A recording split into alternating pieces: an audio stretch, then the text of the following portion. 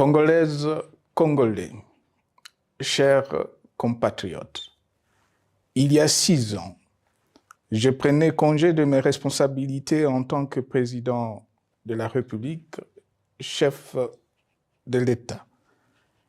Et fait inédit dans notre pays en près de 60 ans d'indépendance. J'ai passé pacifiquement la main à un nouveau chef d'État.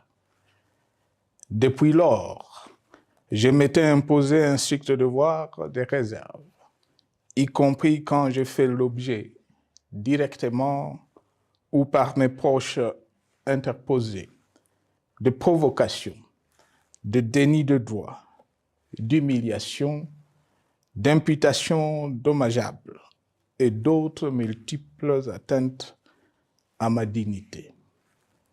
D'abord, parce que je suis convaincu que le temps est le meilleur allié de la vérité, un antidote lent mais puissant contre le venin du mensonge et de la délation.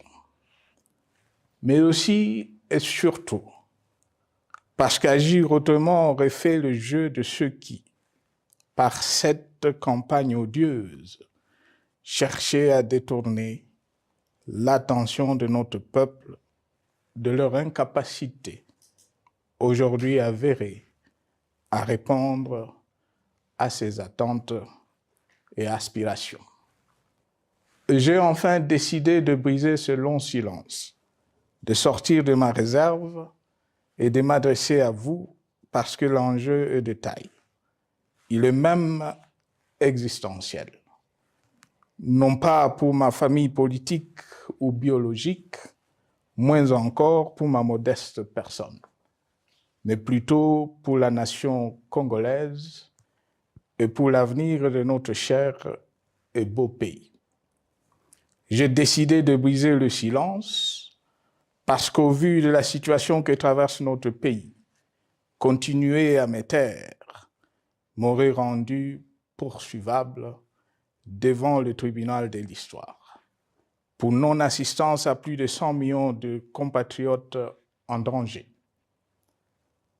Je saisis cette opportunité pour partager avec vous mes réflexions et participer ainsi à la recherche de la solution à la crise que traverse notre pays, la République démocratique du Congo, terre de nos ancêtres, car il est gravement malade et son pronostic vital engagé. Mieux que quiconque, vous en êtes conscient, car vous en faites quotidiennement les frais dans votre chair et vous en payez le prix.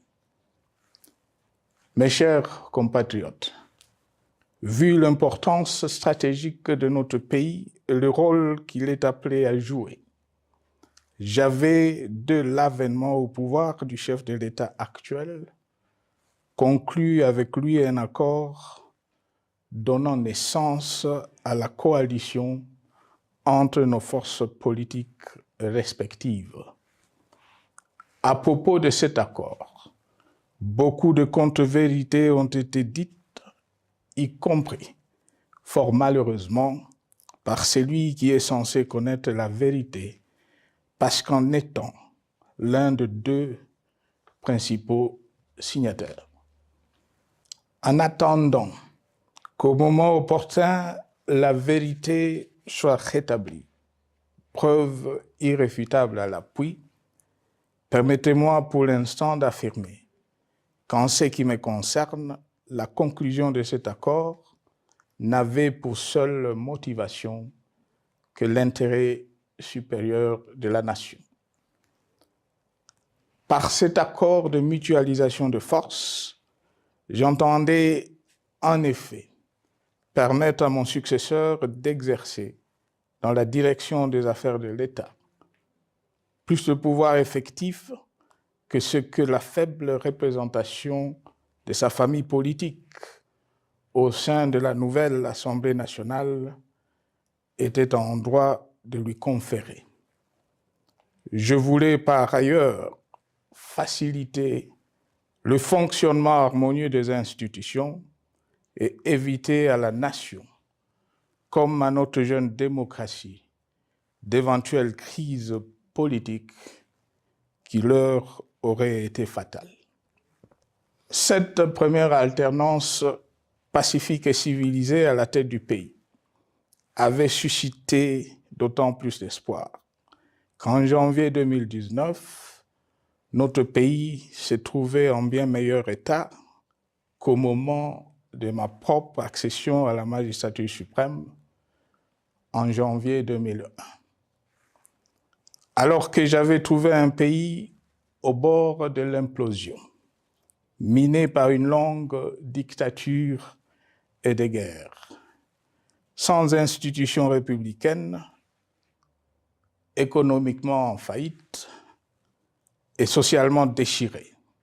Bref, un pays dont l'incertitude de lendemain menaçait la stabilité de toute la région.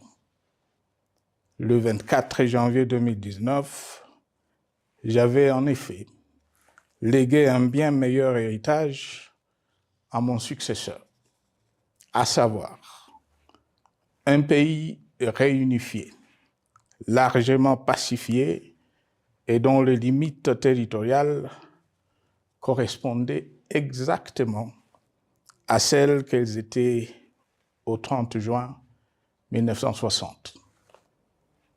Une nation reconstituée, réconciliée et fière de sa diversité. Un État doté d'une constitution progressiste et des institutions fonctionnant harmonieusement. Une économie dynamique et résiliente et débarrassée du fardeau de la dette hérité de régimes antérieurs, du fait de multiples réformes structurelles engagées. Une armée nationale républicaine de plus en plus professionnelle et capable de relever le défi de la défense de l'intégrité du territoire national. Une démocratie en constante consolidation, avec notamment l'organisation sur fonds propres d'un 3e cycle électoral. Le cœur serré, je constate qu'à peine 6 ans après, ce bel héritage en indivision, légué à l'ensemble de notre peuple, a été complètement dilapidé par celui qui en avait reçu la garde. Que notre pays offre un spectacle de plus désolant et qu'il suscite d'autant plus de désespoir au sein de notre peuple et de pitié et de moquerie à travers le monde, que l'inconscience de ses dirigeants ne permet aucun espoir de redressement. Cette détérioration rapide de la situation générale du pays est principalement due à l'inverse du pouvoir sans limite. Le nouveau dirigeant s'illustre en effet par une série de remises en cause, reniements et violations intentionnelles de la Constitution, avec en toile de fond la volonté irrésistible de concentrer tout le pouvoir entre les mains d'un seul homme, au mépris du pacte qui cimentait la cohésion de notre peuple. Le premier acte de remise en question de ce